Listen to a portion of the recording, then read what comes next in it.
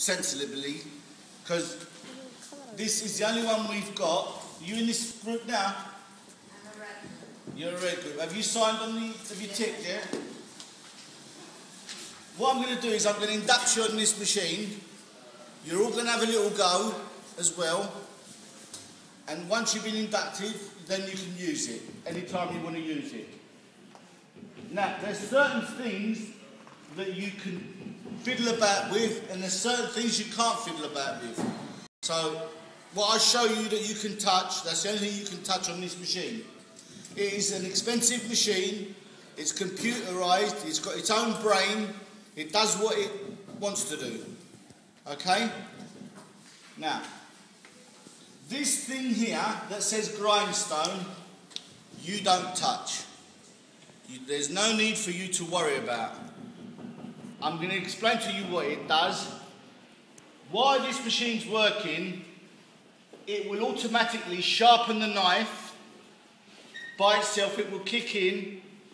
When that kicks in, what you mustn't do is turn it off. Alright? Don't panic and turn it off, because what's happening is the stone is on the knife sharpening. Leave it. It's got its own memory that is coming in to sharpen the knife. It's doing its job. So if you hear that noise, I'll show you that noise, what it does. So when you hear that, just you can either stop or you can carry on. It will come in for 10-15 seconds and go off again. But you mustn't switch it off.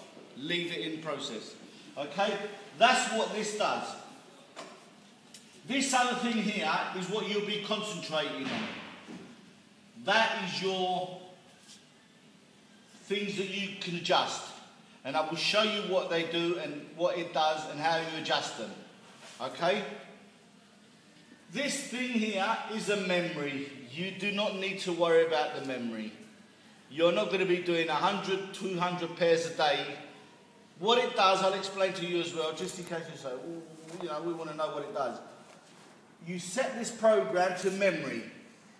If you're doing a folded skive, it will, you program it for program A, you will do your folded skive, and if you're doing an underlay skive, instead of stopping and doing all the adjustments, you program that in and you press the program C, and it will automatically go once you press the pedal that controls the memory. That's all this does, okay?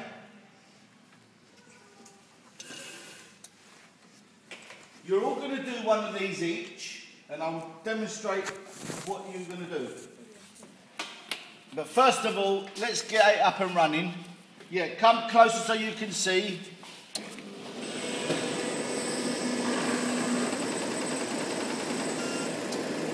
Right. Sharpening. Saying the light's on, it's all sharp. Is it or is it?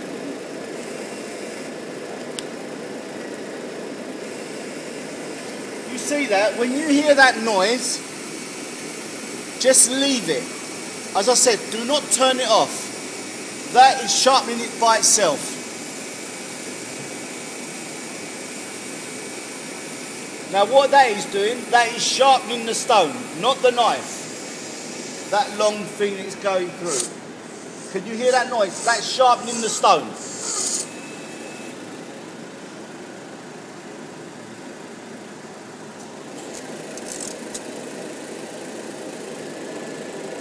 I'm trying to get it to sharpen the knife.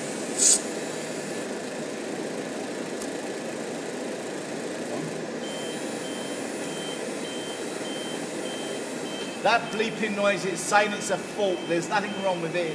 It's just that the knife's supposed to be saying that the knife's wrong. It's not normally that long for sharpening, but its mind's confused.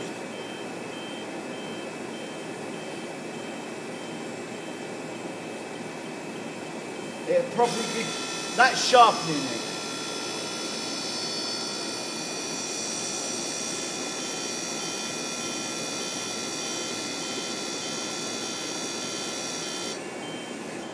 Done. That's done its job.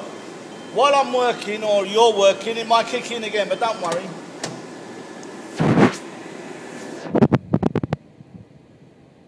you've got to worry about. That's nothing for you to worry about. You do not touch any of these dials. The next dial is, it says feed, and it's on the pedal. That is the pedal that controls the feed. Look, if I put my foot down, that's moving. Can you see that? In there, it's moving. If I stop it, it's moving. You will work it on the pedal.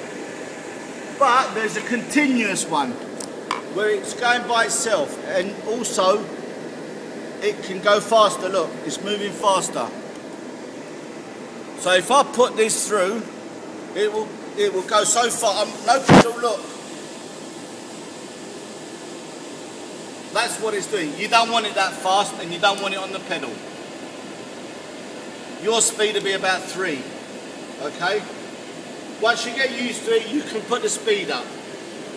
And that's how it does on the pedal. Now look, on the pedal.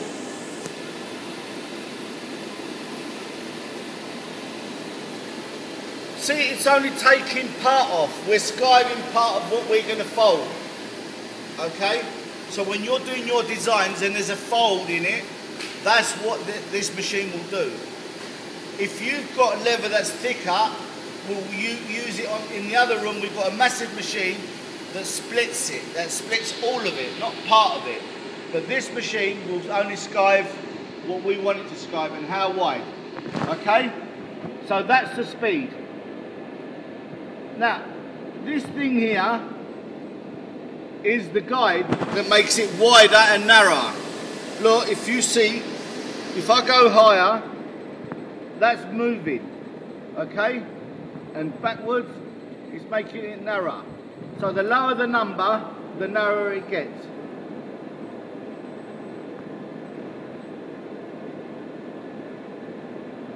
This one here is the depth, okay? How thin you want the material. You cannot go very thin, so the lower the number, the thinner it gets. This one here is at the angle that it takes, it shaves it off. Leave it on 7, I wouldn't worry about that. So that is the main 3 dials that you will need to alter if you need to adjust your machine. Okay? Again, memory button is none of interest to you because I'm not going to ask you to produce 200 pairs of skiving a day and underlay, alright? These here, don't worry about it. That is a fault check. There's a fault in number 54. I know what it is, leave it.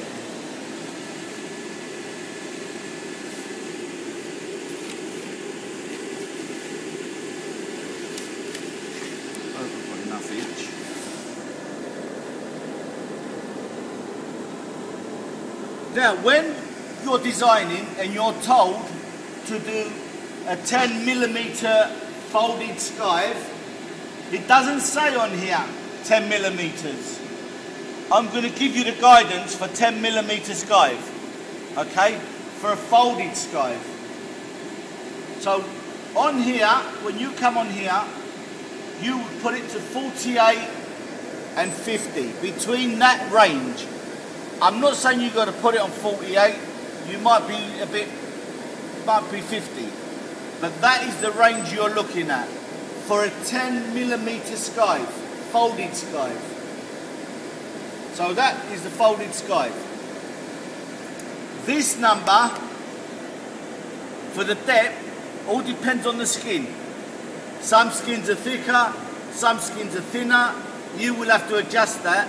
So when you're cutting your patterns and your design and you're cutting your actual shoe, again, I would keep scraps to practice before I put my work through.